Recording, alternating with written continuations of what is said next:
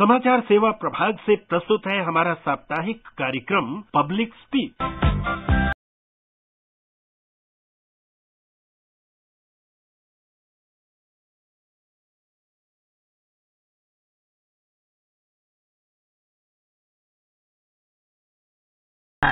Public speak में आप सभी का स्वागत है। मैं हूं लवलीन निगम। पब्लिक स्पीक कार्यक्रम में प्रत्येक सोमवार हम किसी एक खास विषय पर चर्चा करते हैं और आज हम रेन वाटर हार्वेस्टिंग, जो बहुत ही समसामयिक है, उस पर चर्चा करेंगे। रेन वाटर हार्वेस्टिंग पर चर्चा के लिए आज हमारे साथ स्टूडियो में मौजूद हैं जल शक्ति मंत्रालय के राष्ट्रीय स्वच्छ गंगा मिशन के महानिदेशक Shri G Ashok Kumar, the rain man of India और राष्ट्रीय जल मिशन की मिशन निदेशक अर्चना वर्मा। नमस्कार, आप दोनों का स्टूडियो में स्वागत है। नमस्कार। श्रोताओं, आपके मन में वर्षा जल संचयन से संबंधित कोई भी प्रश्न है तो आप इस कार्यक्रम से जुड़े। ये आप ही का कार्यक्रम है। हमें आपके फोन कॉल्स का इंतजार है। स्टूडियो की फोन लाइन्स खुली हुई हैं। आप हमारे स्टूडियो के नंबर 011 यानी दिल्ली का कोड 23314444 और 23717106 पर फोन कर अपने सवाल पूछ सकते हैं। आप अपना प्रश्न व्हाट्सएप नंबर 9289094044 पर भी भेज सकते हैं और हमारे Twitter handle @AIR news alerts पर भी #AskAIR के जरिए अपने सवाल पोस्ट कर सकते हैं। ये कार्यक्रम हमारे mobile app news on AIR और दूरदर्शन की DTH सेवा पर भी उपलब्ध है। जल संकट को लेकर पूरा विश्व समुदाय चिंतित है और इस समस्या के हल के लिए सभी स्तर पर पूरी जिम्मेदारी और ईमानदारी के साथ प्रयास की आवश्यकता है। भारत की बात करें तो कहीं एक क्षेत्र में बाढ़ की स्थिति होती है तो दूसरा क्षेत्र पानी की बूंद बूंद के लिए तरसता है। इसका प्रमुख कारण है मानवीय लालसा के परिणाम स्वरूप भूजल का अंधाधुंध दोहन करना या फिर हम कहें औद्योगिकीकरण। धरती से निकाले गए जल को वापस धरती में नहीं लौटाया गया। प्रकृति के खजाने से जो जल हमें मिलता है उसे वापस लौटाना भी हमारा ही कर्तव्य है, क्योंकि हम जल का उत्पादन नहीं कर सकते। हमारा दायित्व है हम वर्षा जल का संरक्षण करें तथा प्राकृतिक जल स्रोतों को प्रदूषण से बचाएं और पानी की बर्बादी न होने दें। तो चर्चा हम अशोक कुमार जी आप ही से करते हैं रेन वाटर हार्वेस्टिंग पे। मॉनसून सक्रिय है, खूब बारिश हो रही है कई जगह पर, और कैच द रेन यानी जहां बरसे, जब भी बरसे उसको आप संचय कर लो। तो इसी कार्यक्रम कैच द रेन क्या है, क्या विशेष योगदान है? आप रेन मैन ऑफ इंडिया कहलाया जाता है, आपने इस क्षेत्र में बहुत काम किया है, इस बारे में थोड़ी जानकारी चाहेंगे। धन्यवाद ललिन जी। ये जल तो वेरी इंपॉर्टेंट नेचुरल रिसोर्स है जी, और इस जल आंदोलन को जन आंदोलन बनाने के लिए माननीय प्रधानमंत्री के आदेशानुसार 2021 में 22 मार्च में ये कार्यक्रम जल शक्ति अभियान कैच द रेन शुरू किया गया था। इसका टैगलाइन है, जैसे आपने बताया, catch the rain where it falls when it falls, जहां बरसे जब भी बरसे। ये एक सिंपल पीपल पार्टिसिपेशन का प्रोग्राम है जहां सब लोग पार्टिसिपेट कर सकते हैं और अपना योगदान कर सकते हैं। उस समय हमने कैच द रेन कैंपेन जब शुरू किया था उसमें 5 मुख्य मुद्दे थे। एक तो लोगों को भागीदारी से appropriate rain water harvesting structure बनाए, क्योंकि हर क्षेत्र में एक जैसा रेन वाटर हार्वेस्टिंग से काम नहीं चलेगा। जो अपने सॉइल सबस्ट्रेटा के अनुसार और आबोहवा के अनुसार अप्रोप्रिएट रेन वाटर स्ट्रक्चर होना चाहिए। जैसे राजस्थान में जो स्ट्रक्चर यूजफुल होगा वो लद्दाख में काम नहीं होगा, क्योंकि लद्दाख में आपको याद होगा कोई आइस स्तूप भी बना के रखा है, आइस को स्तूप बना के भी स्टोर करते हैं, वो राजस्थान में तो होगा ही नहीं। तो appropriate rain water harvesting structure बनाना एक। दूसरा, इन्यूमरेशन ऑफ वाटर बॉडीज। हमारे देश में जितने वाटर बॉडीज है, तालाब है, कुएं है या ट्रेडिशनल वाटर बॉडीज है, उसी का इन्यूमरेशन करना और उसका मैपिंग करना, जियो टैगिंग करना। That was second aspect of it. Third was preparation of action plan. Water harvesting structure कैसे बनाना है, कहां बनाना है, उसके बारे में एक एक्शन प्लान तैयार करना। और चौथा, जल शक्ति केंद्र खोलना है, और पांचवा था पीपल पार्टिसिपेशन, अवेयर जनरेशन। ये 5 मुद्दों पर हमने उस समय कार्यक्रम शुरू किया था, एंड काफी अच्छा चला उस समय, क्योंकि प्रधानमंत्री खुद मार्च 22 को पूरे देश के सरपंचों को एड्रेस किया था। उनको आदेश एक रिक्वेस्ट किया था कि आप इसमें जन भागीदारी बढ़े। So that was why it was popular and became very successful, and उस समय तकरीबन 50 लाख स्ट्रक्चर्स हम बनाए थे पीपल पार्टिसिपेशन। चर्चा जारी रखेंगे कि दिल्ली से जीएस चड्ढा इस कार्यक्रम में जुड़े हैं, उनका सवाल सुनते हैं। हेलो, नमस्कार मैम, जीएस चड्ढा बोल रहा हूँ। जी नमस्कार जी, सवाल पूछिए। हमारे एक्सपर्ट को भी नमस्कार। नमस्ते। मेरा क्वेश्चन ये है कि जैसे 100 गज का मकान है तो उसकी छत पे कितना बड़ा टैंकर हम हार्वेस्टिंग के लिए यूज कर सकते हैं, और इसके लिए क्या कोई स्पेसिफिक स्टोरेज टैंक आता है? दूसरा, इसके लिए टेक्निकल पर्सन की जरूरत पड़ेगी? हाँ, अच्छा सवाल है। हम टैंक के ऊपर, छत के ऊपर स्टोर करने की बात नहीं कर रहे हैं। छत में जो पानी गिर रहा है उसी को जमीन के उसमें स्टोर करने की बात कर रहे हैं। एक तो ऊपर से छत से जितने भी पानी आते उसी को एक कन्वेंस या जो चैनल से आप नीचे लाके अपने कॉम्पाउंड पे एक जगह पे इकट्ठा कर सकते हैं। It can be either stored as in a water sump, or can be put into the ground and stored in the aquifers below। वही होता है। आपने जो सवाल पूछा इसका टेक्निकल इसका सपोर्ट, हर जिला में we have started something called as Jal Shakti केंद्र। जल शक्ति केंद्र में लोकल सॉइल के अनुसार, सबस्ट्रेट के अनुसार जो रेन वाटर हार्वेस्टिंग करना चाहिए उसी के बारे में जानकारी है। वहां फोन करेंगे तो वो आपको बताएंगे। तो बेसिकली जानकारी देने के लिए जल शक्ति केंद्र भी खुला गया है। जी, राजा है लखनऊ से, उनका एक सवाल है, सुनते हैं। हेलो जी, नमस्कार। जी नमस्कार, सवाल पूछिए। जी मैम, सबसे पहले तो आकाशवाणी का मैं धन्यवाद करता हूँ कि इतने अच्छे विषय पे जानकारियां मिलती हैं, और हमेशा मैं आपका समाचार सुनिए और सुबह सुनता हूँ। राजा, सवाल पूछिए। जी, मेरे सवाल 2 हैं। सबसे पहला सवाल ये है कि जैसे जल से लेकर हमें कोई भी समस्या आती है उसके बारे में, तो इसके लिए कोई जैसे टोल फ्री नंबर या कोई हेल्प नंबर होता है, इसका नंबर इसके लिए दिया गया है? दूसरा ये कि जैसे बरसात का जल होता है तो हम किस तरह से उसका जो है अच्छी तरह से बचाव कर सकें ताकि ये जल हमारे काम आए? अर्चना जी। हाँ राजा जी, बहुत अच्छा सवाल है। पहले तो हम ये बताना चाहते हैं कि जो आप लखनऊ से हैं जी, तो जो वाटर जो एक सब्जेक्ट है वो स्टेट सब्जेक्ट है, तो इसलिए कोई नेशनल टोल फ्री नंबर नहीं है। बट आपका जैसा कि आगे अशोक सर ने कहा कि जल शक्ति केंद्र है, हर डिस्ट्रिक्ट में एक जगह पे जल शक्ति केंद्र है जहां पे हम हर तरह के टेक्निकलिटीज और मॉडल्स सब रखने को हमने हर डिस्ट्रिक्ट में आदेश दिए हैं, तो वो ये कर रहे हैं। और जल को कैसे आप सहेज के रख सकते हैं, वर्षा के जल को, सिंस आप लखनऊ से हैं तो rain water harvesting urban areas के लिए स्पेशली बहुत रेलेवेंट है, और ये घर घर में भी हो सकता है।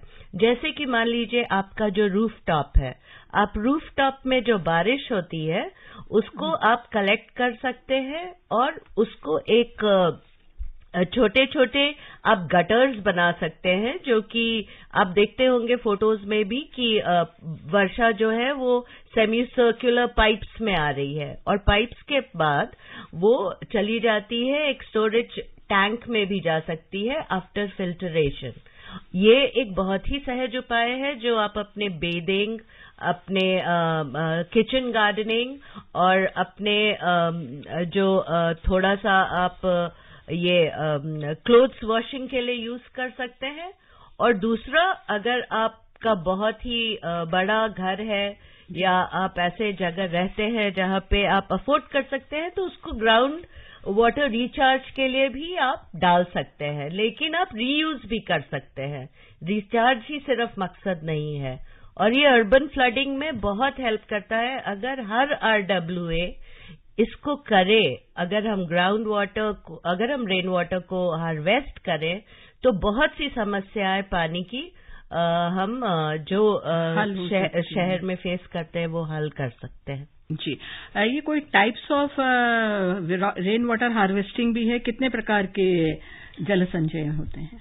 रेन वाटर हार्वेस्टिंग बेसिकली 2 प्रकार के होते हैं। एक तो सरफेस रन ऑफ वाटर जो होता है, तो सरफेस जैसे कि मतलब कोई भी स्लोप हो, हिल स्लोप, जो इसको कैचमेंट बोलते हैं, तो कैचमेंट एरिया से जो आ रहा है उस पानी को हम स्टोर कर सकते हैं किसी टैंक में या स्लोप के थ्रू। और दूसरा होता है जो ग्राउंड वाटर रिचार्ज होता है।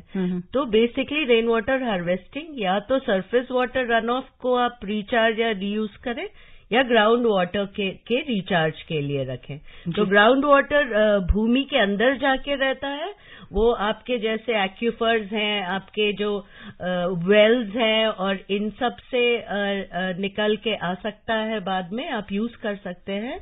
और जनरली वो जो भूतल है उसको ऊपर करता है पानी को, तो आपको भूजल का जो स्तर है वो ऊपर आता है। जी अशोक, इसमें 2-3 और पॉइंट्स में इसका अर्चना ऐड करूंगा। एक तो सरफेस वाटर स्टोर करने के लिए एक तो वेल्स, पुराना वेल्स भी हो सकते हैं। बहुत सारी जगह पे कॉमन वेल्स है जो डिफंक्ट है, उसी को यूज कर सकते हैं। पुराने ट्यूबवेल्स और बोरवेल्स है, उसी को भी हम चार्जिंग के पीछे यूज कर सकते हैं।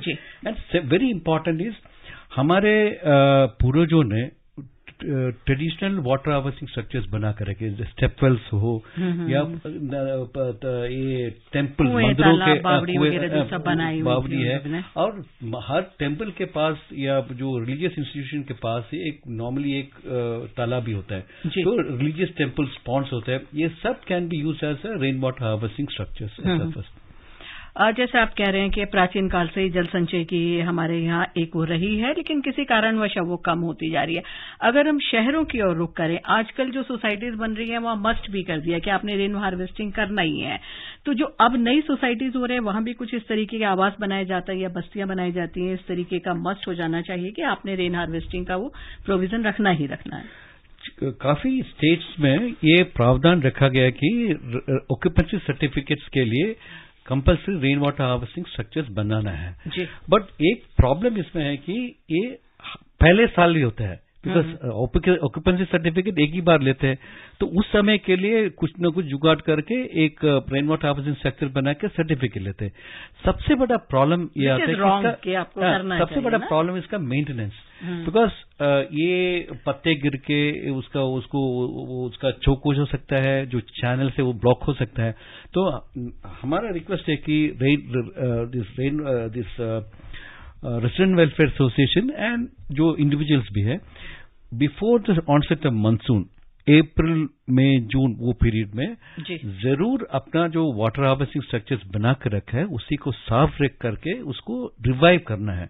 अगर वो करेंगे तो हर साल हमको नए नए स्ट्रक्चर्स बनाने की जरूरत नहीं पड़ेगी। तो दैट इज वेरी इंपॉर्टेंट। वो maintenance of existing structures, whether it is तालाब हो, कुएं हो या इवन टैंक्स है, उसमें भी बहुत सारे इंक्रोचमेंट है। तो इंक्रोचमेंट रिमूव करने के लिए जो चैनल्स जो पानी लाते हैं उसी से इंक्रोचमेंट हटा के पानी का फ्री फ्लो करना, ये सब हम करेंगे तो पानी का संचयन बहुत हो सकता है, नहीं तो वो पानी भी दूषित हो जाएगा। हरियाणा से अशोक तिवारी का एक सवाल है, उनसे पूछते हैं। हेलो जी अशोक जी, नमस्कार। नमस्कार जी, सवाल पूछिए। जैसे ग्रामीण क्षेत्र के लिए जैसे तालाब वगैरह बनाना है जी, इसके लिए क्या कोई सरकार की तरफ से मदद मिल सकती है? दूसरे कि जो युवा लोग हैं अगर इसकी ट्रेनिंग लिया और ट्रेनिंग करने के बाद पानी का अच्छा सा बचाव करें, तो इसके विषय में कुछ जानना चाहते हैं। जी अर्चना जी, आपका जो पहला सवाल है उसमें अमृत सरोवर आपने सुना होगा कि सरकार हर जिले में 75 अमृत सरोवर बना रही है। तो एक तो सरकार खुद ही बना रही है, प्लस जिले में खुद भी हर जिले में जो डिस्ट्रिक्ट मैजिस्ट्रेट हैं वो बहुत सारे वेरियस फंड्स, जैसे कि हमारे जो जिले के डिस्ट्रिक्ट माइनिंग फंड होते हैं कुछ जिले में आपको पंचायत के कुछ फंड्स होते हैं, कुछ जिले में बड़े बड़े कॉर्पोरेट हाउसेस होते हैं जो डोनेट करते हैं, कुछ एनजीओज होते हैं। तो इसको लेके भी बहुत सारे अगर आप कोई प्रपोजल डिस्ट्रिक्ट मैजिस्ट्रेट के पास लेके जाएंगे तो वो जरूर कोई ना कोई आपके लिए हल ढूंढ देंगे और आपको मदद करेंगे बनाने में। और दूसरा जो है क्योंकि हमारे आदरणीय प्रधानमंत्री ने कहा है कि बिना जन भागीदारी के पानी के समस्या का हल नहीं हो सकता और बिना युवा के तो बिल्कुल नहीं हो सकता। तो हम अभी जो हमारा जल शक्ति अभियान कैच द रेन कैंपेन है, उसमें हम नेहरू युवा केंद्र के साथ भागीदारी करके अभी तक 4 करोड़ युवाओं को जोड़ चुके हैं इस प्रोग्राम से। और ये बहुत सारे जमीनी स्तर पे जाके, ग्रामीण एरियाज में जाके ये वाटर अवेयरनेस फैलाते हैं। और जब तक युवा को पानी की महत्व का समझ नहीं आएगा तब तक बहुत मुश्किल है। और आप कंप्लीटली राइट हैं। तो नेहरू युवा केंद्र के साथ हमारे हाँ, आप जुड़ सकते हैं अगर आप उसमें हेल्प करना चाहें तो। दिल्ली से एनपी सिंह का सवाल है। Hello, very good evening to all the panelist. Good evening. अच्छा, I have a rooftop 350 square yards in heart of Delhi, and I have a system of underground tank also, and I just want that water of rainwater to go for recharging. So how I can do that? And another suggestion is that if somebody is voluntarily doing that, so is there any subsidy by the government, or if I do that? Ashok, first of all, as was told earlier, you can contact the Delhi Jal Board in Delhi because they have Jal Shakti Kendras in most of their districts. So they will help you in identifying the appropriate rainwater structures, water harvesting structures for you. Second important point is जो आपने पूछा इसमें मदद मिलेगी कि नहीं. See, there are incentives given by various corporations because what happens is rain water harvesting करने से शहरों में जितने भी वाटर रिलेटेड इश्यूज है उसका बहुत हल हो सकता है. एक तो जैसे अर्चना ने बताया यूर अर्बन फ्लडिंग का बहुत समस्या है सब जगह पे. आप देखा होगा मेनी प्लेसेस, मिंटो ब्रिज में कभी फोटो देखा कि बस आधा पानी इकट्ठा हो जाता है, पानी में फंसा पड़ा हुआ है. अगर अपना रेन वाटर जो अपने कॉम्पाउंड में गिरते हैं, अगर आपने कॉम्पाउंड में ही स्टोर करके रखे, not a drop from my compound, ऐसे एक कैंपेन भी होता था, तो देन ये बाहर आके रोड में फ्लडिंग होता नहीं है. सेकंड, ये वाटर अगर आप वाटर को सेव करेंगे राउंड वाटर में, then your pumping costs also will come down, and many places जो टैंकर के लिए पैसा आप खर्चा करते हैं, that all will be saved. So this is some of the savings the rainwater, the RWS may get. But also there are many cities which incentivize them, because I remember there are cities like Bangalore and other places where they have proposed that they can give some 5% reduction in tax benefits also, or even water charges. So some of the local corporations and water boards have taken local initiatives to reduce the taxes or incentivize the citizens to go for rainwater harvesting structures. जो श्रोता अभी भी हमसे जुड़े हैं उन्हें हम बता दें, आप सुन रहे हैं कार्यक्रम पब्लिक स्पीक. आज हम रेन वाटर हार्वेस्टिंग पर चर्चा कर रहे हैं और हमारे साथ स्टूडियो में मौजूद हैं जल शक्ति मंत्रालय के राष्ट्रीय स्वच्छ गंगा मिशन के महानिदेशक Shri G Ashok Kumar, the rain man of India, और राष्ट्रीय जल मिशन की मिशन निदेशक अर्चना वर्मा. एक और सवाल जो ये पूछ रहे थे, जल संचयन के लिए उपयुक्त स्थान कैसे हो और कैसे हम पिट तैयार करते हैं? ये मतलब वन साइज फिट ऑल कोई सोल्यूशन नहीं होता है. वो डिपेंड करता है कि पूरा आपका जो आपका ये है जो स्थान है उसकी हाइड्रोलॉजी क्या है, उसका ये क्या है, पूरा इकोसिस्टम क्या है. तो बट आप क्या घर के कॉन्टेक्स्ट में बोल रही हैं? हाँ, घर है, किसी का छोटा घर है या वो तो लगभग कितना बड़ा एरिया तो चाहिए? एक बहुत बड़ा चैलेंज ये होता है कि अराउंड 100 मीटर की दूरी चाहिए होता है बिटवीन द जो आपका रेन वाटर हार्वेस्टिंग स्ट्रक्चर है और जो आपका ड्रेनेज का पाइप्स है या वो उसमें दूरी होनी चाहिए। तो एक ये बहुत बड़ा मेजर चैलेंज है इन अर्बन एरियाज, क्योंकि छोटे जगह है जहाँ छोटी बस्तियां हैं या और जो छोटे बस्तियां हैं, तो वो एक चैलेंज है जिसके डिफरेंट सॉल्यूशंस मतलब लोग कह रहे हैं, बट एक SOP है कि आपको अराउंड 100 to 200 मीटर दूरी रहनी चाहिए आपके वाटर हार्वेस्टिंग और आपके ड्रेन स्ट्रक्चर्स के बीच में। जी, अलग अलग राज्यों में अलग अलग तरीके अपनाए जाते हैं अशोक जी, जैसे हम जिक्र कर रहे थे। पूर्वोत्तर में जाएं तो वहाँ बांस की ड्रिप सिंचाई होती है, कर्नाटक में टैंक है, राजस्थान में बावड़ी है, और अभी हम बात कर रहे थे लद्दाख वगैरह की। तो इन सब में अलग अलग टेक्निक्स अपनाई जाती हैं। डेफिनेटली, जैसे मैंने बताया, इसमें appropriate rain water harvesting structures suitable to the soil substrata and the climatic conditions. This is what we define. जैसे आपने बताया, आपने नाम सुना होगा सोनम वांगचुक का, उन्होंने आइस स्तूप बनाए थे because they in the Ladakh area because of the very cold climate water can be stored as ice, तो आइस स्तूप बना कर रखते थे।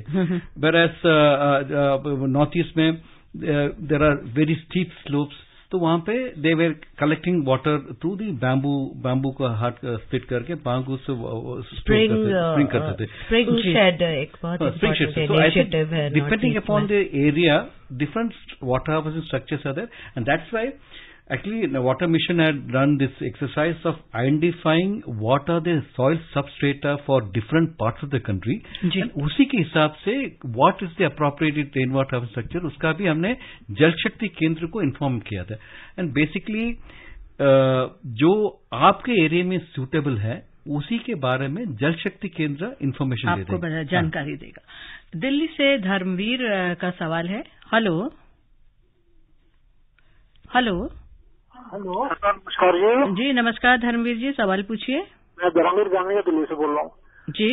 ये पूछना चाहता हूँ एक्सपर्ट को मेरा नमस्कार कि जब हम नया घर बनाएं और हम जब बरसात का पानी इकट्ठा करने के लिए व्यवस्था बनाएं तो ऐसी व्यवस्था बने कि जिससे हमें आने वाले आगे टाइम में नुकसान ना हो, जैसे कि जमीन धंस जाती है, पानी इकट्ठा एक जगह करें, तो उसके लिए हमें नीचे पानी का टैंक बनाना पड़ेगा, क्या बनाना पड़ेगा कि इसके लिए हमें कहीं एक्सपर्ट से जानकारी लेनी पड़ेगी।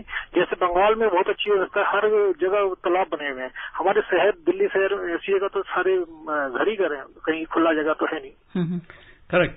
Basically, your point is very well taken. There are places अगर पानी अगर घर के आसपास छोड़ेंगे तो उसका फाउंडेशन भी वीक हो सकता है, but there are other ways of handling it.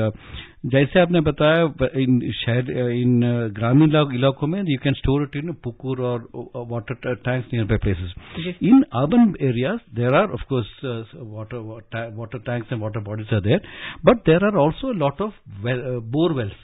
So, and there are a lot of Bavdi, the small wells which used to be there. In Bangalore, there is a program done by some NGOs for building about 1 million wells को use करके वो rain water उसको filter कर उसी में डालते हैं। शहर में बहुत सारा बोरवेल्स पड़ा हुआ है which has become dry. We can use these borewells as a conduit to give water to the aquifer. तो aquifer के नीचे जाएंगे तो आपके बिल्डिंग में प्रॉब्लम नहीं होगा। So there are appropriate techniques which can be used, and this can be got from your Jal Shakti Kendra. They will be definitely helping you in identifying most suitable structure for you. जी, rain water harvesting का अगर हम बात करें तो ये है कि पानी बर्बाद नहीं होगा और हम इसका आगे इस्तेमाल भी कर सकते हैं। भूजल स्तर हमारा वैसे ही आजकल कम हो रहा है, इस पे चर्चा करेंगे, लेकिन इस बीच राजस्थान नागो से सरवन राम कुछ पूछना चाहते हैं, उनका सवाल सुनते हैं। हेलो जी, नमस्कार। नमस्कार, सवाल पूछिए। मैं ये वाटर हार्वेस्टिंग से संबंधित मेरे राजस्थान राज्य जो कि बहुत मरुस्थली है जी, और यहाँ पे पानी की बहुत कमी होती है, तो इस संबंध में यदि कोई विशेष पैकेज राजस्थान से संबंधित हो तो उसके बारे में बताएं। स्टेट को लेकर, राजस्थान को लेकर अगर कोई अर्चना जी पैकेज है या बेसिकली जो हमारी बहुत सारे स्कीम्स है जो कि सिर्फ राजस्थान ही नहीं पूरे देश के लिए है, बट हाँ राजस्थान के लिए जो आपके बहुत ही वाटर स्केर्स डिस्ट्रिक्ट्स हैं उनमें अटल भूजल योजना चल रहा है। जो अटल भूजल योजना का बेसिकली जो ऑब्जेक्टिव यही है कि भूजल स्तर को ऊपर लाया जाए पंचायत के साथ और विलेज सिक्योरिटी प्लान बना के, और जल शक्ति अभियान कैच द रेन 2023 में हम राजस्थान के बहुत सारे डिस्ट्रिक्ट्स को, हमने 150 डिस्ट्रिक्ट्स को आइडेंटिफाई किया है जहां की भूजल स्तर नीचे है, और इसमें हम स्पेशल फोकस कर रहे हैं जिसके लिए हम स्टेट्स को ये कर रहे हैं, हम जल जीवन मिशन से भी पैसा दे रहे हैं। इन एरियाज में जो सोर्सेज हैं जो पानी के, जहां से पानी आना है, उनको स्ट्रेंथन करने के लिए हम जल जीवन मिशन से पैसा दे रहे हैं, हम रूरल डेवलपमेंट से पैसा दे रहे हैं, हम फाइनेंस कमीशन से पैसा दे रहे हैं, इवन स्टेट्स अपने पैसे लगा रहे हैं। बट यस, जो वाटर स्केर्स डिस्ट्रिक्ट है वहां पे अब मुझे अभी तुरंत तो याद नहीं आ रहा है कि आपकी डिस्ट्रिक्ट उस प्रायोरिटी डिस्ट्रिक्ट में है या नहीं, बट अगर है तो हम स्पेशल फोकस देके उसको उसके जल के जो स्रोतों को, जो सोर्सेज को हम बिल्कुल स्ट्रेंथन करके स्ट्रांग बनाना चाह रहे हैं ताकि पानी की समस्या कम हो जाए। रेन वाटर हार्वेस्टिंग से जो हम पानी, ये कहाँ क्या क्या इसके फायदे हैं और आगे कहाँ हम इनका इस्तेमाल कर सकते हैं अर्चना जी? देखिए, रेन वाटर हार्वेस्टिंग जैसे हमारे जो वाटर मैनेजमेंट के 5 R's हम कहते हैं, reuse, reduce, recharge, recycle and respect. जी, रिस्पेक्ट भी बहुत जरूरी बहुत इम्पोर्टेंट है। तो ये फंक्शंस है, हम रीयूज कर सकते हैं। जैसे कि मैंने बोला कि आप एग्रीकल्चर में यूज कर सकते हैं, आप ये क्या बोलते हैं, एनिमल्स को फीड वाटर के लिए आप यूज कर सकते हैं जी। और इरिगेशन के लिए तो आप बेदिंग के लिए यूज कर सकते, घर में अगर यूज कर रहे हैं, क्लोथ्स वॉशिंग के लिए यूज कर सकते हैं आप, और टॉयलेट में जो फ्लश में हम लोग इतना पानी वेस्ट करते हैं उसमें हम यूज कर सकते हैं। हाँ, पीने के लिए अगर आप यूज करना चाहते हैं तब आपको ज्यादा टेक्निक्स चाहिए होंगे, वो ज्यादा एक्सपेंसिव होगा। जी, I'll add couple of points. India में देखा जाए तो when there is rainfall, there are floods in many places. उसके बाद 5-6 महीने के बाद ड्राउट भी आते हैं, कई जगह पर टैंकर चलाना पड़ता है। तो अगर हम ये रेन वाटर जो हमको इतने हाई क्वांटिटी में मिलता है उसी को हम सेव करके सहेज करके रखेंगे तो ड्रिंकिंग वाटर की समस्या तो एक तो सॉल्व कर सकता है जी। अनदर 2 इम्पोर्टेंट पॉइंट है, एक तो if the water is stored our aquifer, our water table goes up. When water table goes up, our requirement of energy for pumping the water, मगर 10 फीट से 100 फीट से पानी पंप करना और 1000 feet से पानी करना में बहुत फर्क होता है। तो एक तो पावर कॉस्ट का सेविंग आता है। Second, third point is urban flooding. जैसे हमने बताया, अर्बन फ्लडिंग कम हो सकता है जी। और योर रिवाइवल ऑफ रिवर्स ये भी हो सकते हैं, छोटे छोटे नदियां वापस पुनर्जीवित कर सकते हैं। तो बहुत सारा फायदा है एंड आप हरियाली दिखते हैं, लगता है। और अब घड़ी की सुइयां इशारा कर रही हैं, हम इस चर्चा को यहीं विराम दें। हम अपने उन सभी श्रोताओं का आभार व्यक्त करते हैं जिन्होंने इस कार्यक्रम में हिस्सा लिया, और साथ ही राष्ट्रीय स्वच्छ गंगा मिशन के महानिदेशक G Ashok Kumar, the rain man of India और राष्ट्रीय जल मिशन की मिशन निदेशक अर्चना वर्मा, आपका बहुत बहुत आभार और धन्यवाद। धन्यवाद। आज का कार्यक्रम आपको कैसा लगा, इस बारे में आप अपने सुझाव हमें ईमेल कर सकते हैं। पता है airnsttalks@gmail.com। कार्यक्रम को दोबारा सुनने के लिए आप हमारी वेबसाइट newsonair.nic.in पर लॉगिन भी कर सकते हैं। इसके साथ ही पब्लिक स्पीक का ये अंक यहीं पर समाप्त होता है। अगले सप्ताह सोमवार रात 9:30 बजे किसी और मुद्दे पर चर्चा के लिए हम फिर उपस्थित होंगे। तब तक के लिए लवली निगम को कार्यक्रम समाप्त करने की अनुमति दीजिए। नमस्कार।